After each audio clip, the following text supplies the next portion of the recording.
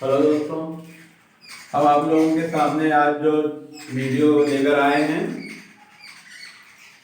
इसमें मैं medical line से जो आमतौर पे लोगों को समझ में नहीं आते हैं उसके बारे में जो बातें डॉक्टर पर्चे पर लिखते हैं या तो जो बातें हमारी समझ में नहीं आती है, मेडिकल लाइन की बातें होती हैं, उसको मैं अपने इस वीडियो के जरिए आपको बताने की कोशिश कर रहा हूँ ताकि आप लोग आसानी से उसको समझ सकें। क्योंकि बार बार डॉक्टर से आप पूछने में हिचकिचाते हैं, बहुत सारी चीज़ें आप डॉक्टर से पूछने में हिचकिचाते हैं और बहुत सारे डॉक्टर भी ऐसे होते हैं जो पेशेंट के साथ उनका अंडरस्टैंडिंग उतना अच्छा नहीं होता। एक बार अगर आप कुछ पूछ के आए, दोबारा आप जब पूछने जाते हो तो अक्सर वो ठीक से आपसे बात नहीं करते हैं, लेकिन ऐसा हर एक डॉक्टर नहीं करता है।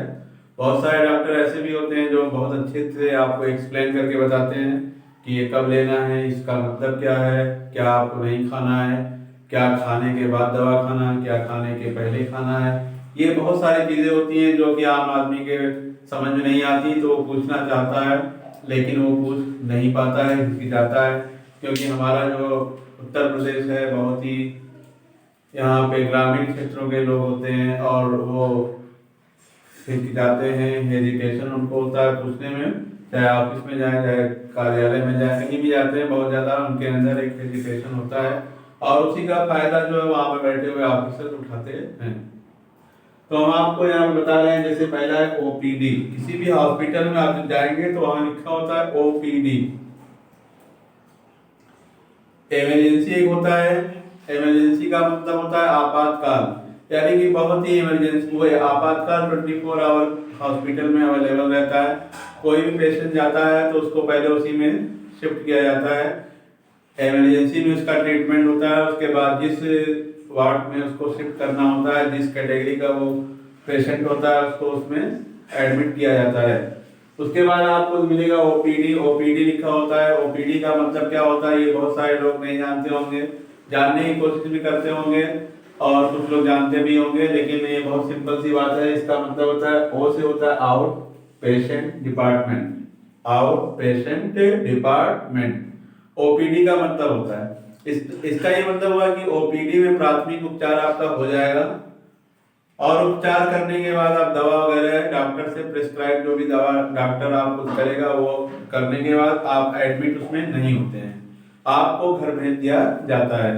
ओपीडी हमेशा खुला रहता है और इसमें नियमतः यही है कि पेशेंट को देखा जाता है और उसके बाद उसको दवा लिखी जाती है और उसे घर भेज दिया जाता है। यही होता है ओपीडी। ठीक। उसके बाद एक आपने बहुत सुना होगा कि हमारे चाचा यहाँ एडमिट है आईसीयू में। आईसीयू का नाम सुन के लोग घबरा जाते हैं कि आईसीयू में, आईसीयू का मतलब ये होता है कि बहुत ही इमरजेंसी, यानी कि बहुत ही वो गंभीर बीमारी से, किसी गंभीर बीमारी से वो पीड़ित हो गए हैं जिसकी वजह से उनको आईसीयू में या एन आईसीयू में एडमिट किया गया, शिफ्ट कर दिया गया है। कभी कभी होता है कि एक्सीडेंट हुआ है, उसको नॉर्मल पहले रखते हैं, फिर उसके बाद जब मालूम होता है कि ये केस थोड़ा क्रिटिकल हो गया है तो उसको आईसीयू में एडमिट कर देते हैं। आईसीयू में शिफ्ट होने के बाद अक्सर आप देखे होंगे कि आईसीयू में बहुत सारे, उसकी वजह क्या है, पहले आईसीयू क्या है उसको हम जानते हैं। आईसीयू होता है इंटेंसिव, सी से care unit, intensive care unit. इसका ये मतलब हुआ कि इंटेंसिव केयर यूनिट की गंभीर बीमारियों का उपचार यहाँ पे किया जाता है, यानी कि गंभीर अवस्था में जो व्यक्ति की बीमारी पहुंच जाती है तो उसको आईसीयू में शिफ्ट कर दिया जाता है।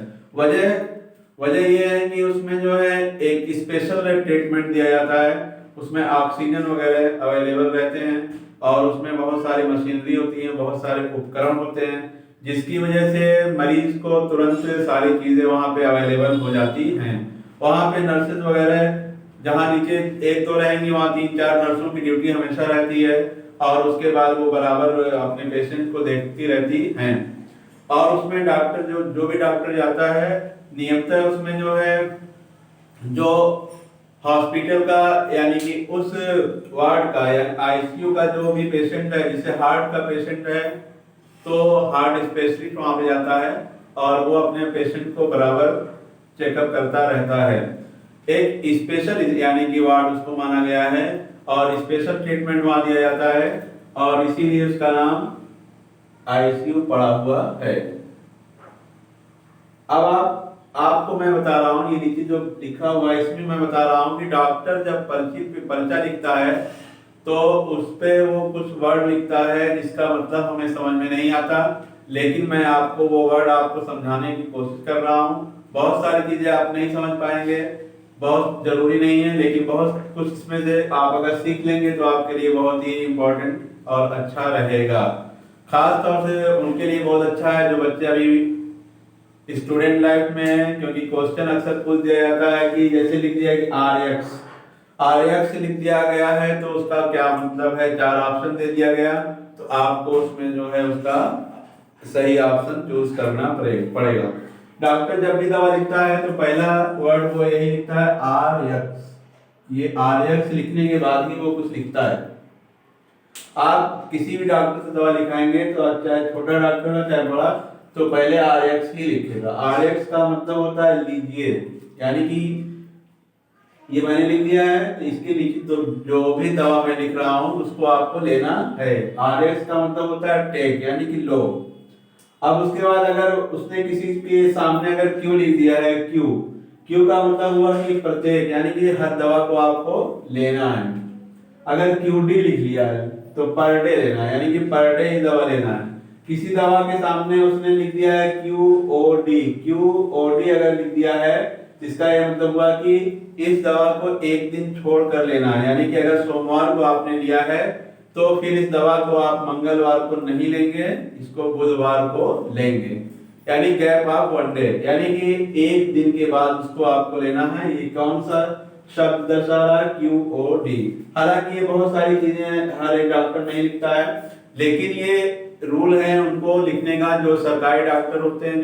जो मैं उन डॉक्टरों की बात कर रहा हूँ जो डिग्री होल्डर डॉक्टर्स हैं, और उन डॉक्टरों की मैं बात नहीं कर रहा हूँ जो कि आमतौर से कहीं जो है किसी नर्सिंग होम वगैरह में सीखने के बाद डॉक्टरी प्राइवेट खोल लेते हैं।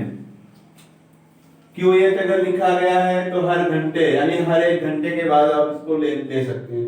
अगर कहीं डॉक्टर ये लिख देता है एसओएस, किसी टैबलेट के सामने लिख दिया एसओएस लिख दिया है तो इसका ये मतलब हुआ कि इस दवा को आप इमरजेंसी पड़ने पर ही लेंगे, यानी कि जब आपको लगे कि नहीं हमें, जैसे आपके पेट में दर्द है, आपने दर्द की दवा ले ली है तो फिर उसको आप मत लीजिएगा। आप उसको कब लेंगे, जब उसकी फिर जरूरत आपको महसूस हो कि दर्द आसानी हो जाए, तब आप जो है उसको लेंगे। इसीलिए वहां पे एसओएस लिखा है डॉक्टर ने, तो मतलब कि जरूरत पड़ने पर ही लीजिएगा, वैसे मत लीजिएगा। फिर क्यूपी है तो हर रात, यानी कि हर रात को आपको इसको लेना है। Q4H है तो यानी कि हर 4 घंटे के बाद इस दवा को खाना है। सुबह 8 बजे अगर वो दवा आपने खाया है तो अब उसको 8 बजे 12 बजे फिर खाना है, फिर 4 बजे खाना है, फिर 8 बजे खाना है। एच और एस अगर लिख दिया है तो सोते समय, रात को सोते समय ये दवा लेना है। अगर किसी दवा के सामने अगर लिख दिया एच एस, यानी कि इस दवा को आपको रात को सोते समय खाना है। एसी अगर लिख दिया तो भोजन से पहले, यानी कि दोपहर का भोजन आप जब करते हैं या रात का भोजन करते हैं तो उसके पहले आपको ये दवा को खाना है। और पीसी लिख दिया है तो भोजन के बाद। अभी भोजन में कौन सा भोजन है ये क्लियर नहीं है, लेकिन आप जो है भोजन का टाइम एक डिनर होता है, एक लंच होता है, उसी के बाद माना जाएगा। पीसी लिखा है तो भोजन के बाद, और एसी लिखा है तो भोजन से पहले। ठीक है, इस तरह से डॉक्टर अपने जो है पर्चे पे प्रेस्क्राइब करते हैं। पेशेंट को ये समझना चाहिए कि क्या है, लेकिन पेशेंट को ये कहाँ से समझ में आएगा, वो मेडिकल थोड़ी नहीं पढ़ा है, हर आदमी मेडिकल नहीं पढ़ा है। तो ये इसीलिए मैंने इस वीडियो को बनाने की कोशिश किया है। इसमें से कुछ वर्ड आपको मिलते रहेंगे, पूरे नहीं मिलेंगे, कुछ मिलेंगे। BID अगर लिखा है तो दिन भर आपको 2 बार लेना है। OD लिखा है डॉक्टर साहब ने तो 1 बार लिखना है। BT अगर लिख दिया है तो सोते समय भी हमने बताया HS था, और ये BT को भी सोते समय ही लेना है। BBF लिख दिया तो नाश्ता करने से पहले इस दवा को लेना है। BBF लिख दिया तो नाश्ता करने से पहले लेना है। और BD लिख दिया है तो डिनर से पहले, यानी कि रात के खाने से पहले आपको लेना है। BD before dinner, BD। उसके बाद है TW लिख दिया तो 2 बार इन ए वीक, यानी कि हफ्ता में एक, इसको 2 बार लेना, 2 week, twice a week. QAM लिख दिया है तो हर सुबह, QAM लिखा है तो इसको हर सुबह लेना है। PRN लिखा है तो इसको भी जरूरत पड़ने में लेना है, नहीं तो नहीं लेना है। BD या BDS लिखा हुआ है तो 2 बार लेना है दिन में। और Q और TDS लिखा है तो 3 बार। और QTDS लिखा है तो दवा उसको 4 बार आप दिन में ले सकते हैं। ये चार्ट था आपका 23। इसमें पॉइंट हैं जो कि आपको डॉक्टर अपने पर्चे पे लिख सकते हैं, तो आप इसको आसानी से अब इसको समझ सकते हैं। इसमें से कुछ चीजें जो है नॉर्मली हैं, जैसे RX हरदम मिलेगा आपको, SOS मिलेगा, BD मिलेगा। ये चीजें आप अगर याद कर लेंगे तो आपको पूछने की जरूरत नहीं पड़ेगी।